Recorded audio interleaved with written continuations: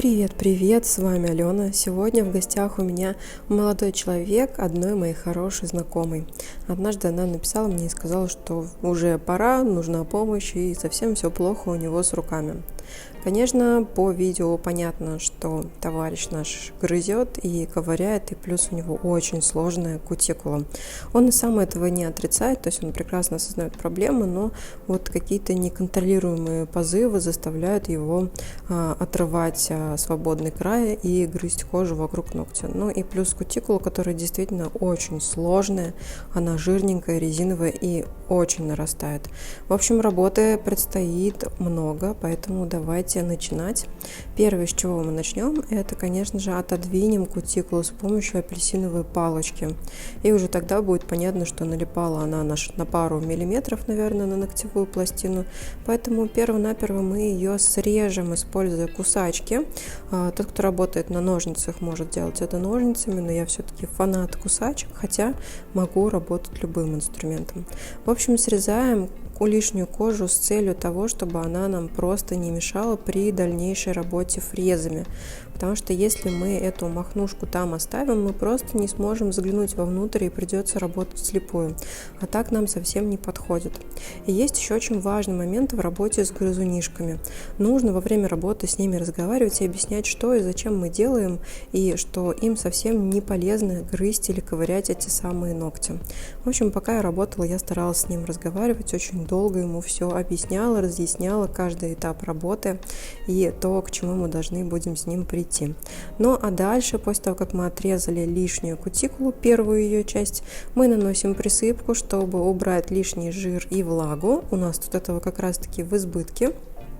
Дальше, когда присыпка сработала, мы ее вытряхиваем и снова двигаем кожу апельсиновой палочкой, потому что там просто безлимитка. Мне казалось, что я буду работать с этими ногтями бесконечно. После апельсинки приступаем к работе фрезой. Я взяла педикюрную каплю с красно-синей насечкой и приступила к обработке. Стараюсь шлифовать и сам ноготок, потому что на нем остались остатки лака. Он пользуется лаком таким специальным горьким, чтобы не грызть. Говорит, что на пару дней помогает, а потом вкус пропадает, и он может спокойно доедать свои ногти. Поэтому лачок это все-таки не панацея. При помощи бафа я убираю остатки лака. Я решила не пользоваться никакими смывками. Смысла особо в этом я не видела, потому что знала, что буду бафить, да и лак был уже не свежий, поэтому отошел он достаточно легко.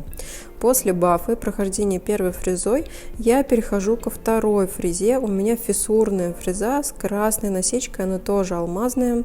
И объяснить, почему я взяла именно эту фрезу, я не могу. Просто у меня был вот такой набор под рукой. То есть не было стандартного пламени, был вот такой вот интересный комплект. Поэтому работаем тем, что есть.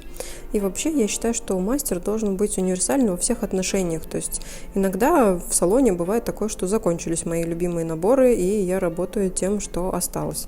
Там, знаете, есть такие непопулярные пакетики из непонятных фрез, но тем не менее это не лишает меня возможности сделать хороший маникюр.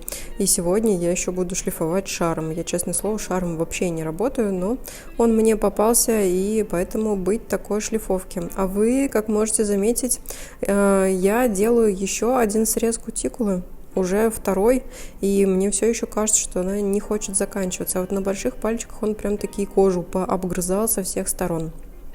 Пока это выглядит все не очень презентабельно, поэтому нас ждет та самая шлифовка красным шариком.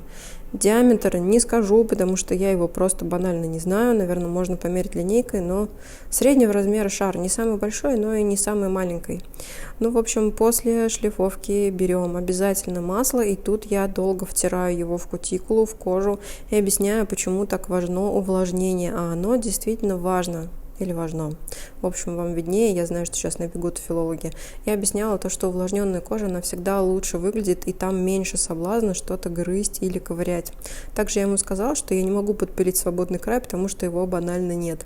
Но знаете что? Прошло ровно 2 недели, и он попал ко мне на маникюр, и все было просто очень круто. У него уже отросло ложе, и он теперь абсолютно нормальный владелец обычных мужских ногтей. Поэтому я передала его девочкам в салон, и и теперь он будет делать маникюр каждые 2 недели, чтобы точно ручки в рот не полезли.